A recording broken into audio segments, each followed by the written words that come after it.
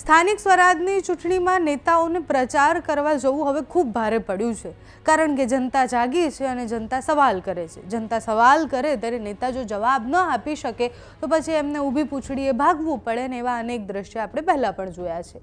શરૂઆતમાં તમે જે દ્રશ્ય જોયા એ વડોદરાના છે. વડોદરાના વોર્ડ નંબર 8 અને એની આસપાસના વિસ્તારમાં જ્યારે ભારતીય જનતા પાર્ટીના નેતા પ્રચાર માટે જાય છે ત્યારે સ્થાનિકો એમનો ઉધડો લઈ લે છે, અનેક સવાલો પૂછે છે. મહિલાથી લઈને ત્યાં જેટલા પણ લોકો આવ્યા હોય છે એ બધા જ સવાલ પૂછે છે કે અત્યાર સુધી તમે ક્યાં હતા? ગટરની સમસ્યાથી લઈને પાણી ભરાવાની સમસ્યાથી લઈને અઢળક સમસ્યાઓ આવી ત્યારે તમે ક્યાં હતા? તમે મત માંગવા માત્ર કેમ આવો છો? આની પહેલાં ભુજનો એક વિડીયો વાયરલ થયો, એમાં પણ નેતાએ ઊભી પૂંછડીએ ભાગવું પડ્યું. એની પહેલાં અમદાવાદનો એક વિડીયો આવ્યો હતો, એની પહેલાં સુરતથી એક વિડીયો આવ્યો હતો.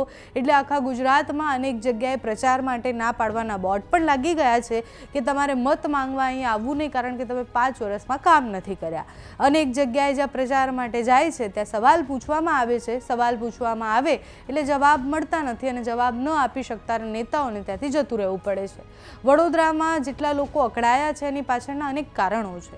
વડોદરા કોર્પોરેશનનું કામ જોઈએ તો જ્યારે વિશ્વામિત્રી નદીની વાત હોય એ જે રીતના ખરાબ થઈ રહી છે, ત્યાંથી લઈને પાણી ભરાવાની સમસ્યાથી લઈને એટલે કરોડો રૂપિયાના બંગલા પાણીમાં જતા રહે છે. વડોદરાની એ પરિસ્થિતિ એક સમયે થતી હોય છે તો હવે જનતા સવાલ પૂછે સ્વાભાવિક છે.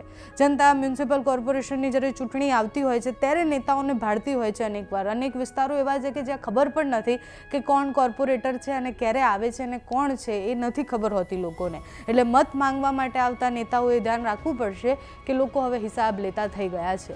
વડોદરાથી જે દ્રશ્ય સામે આવ્યા છે તેના પર કરીએ નજર.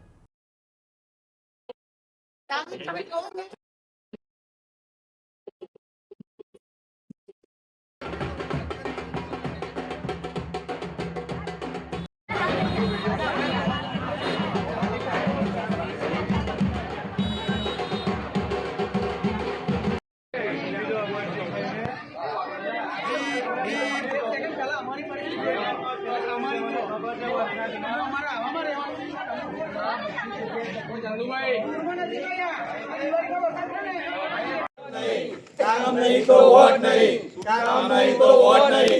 सुविधा आपो, सुविधा आपो, सुविधा आपो. प्रॉपर्टी कार्ड નો પ્રશ્ન નિકાલ કરો.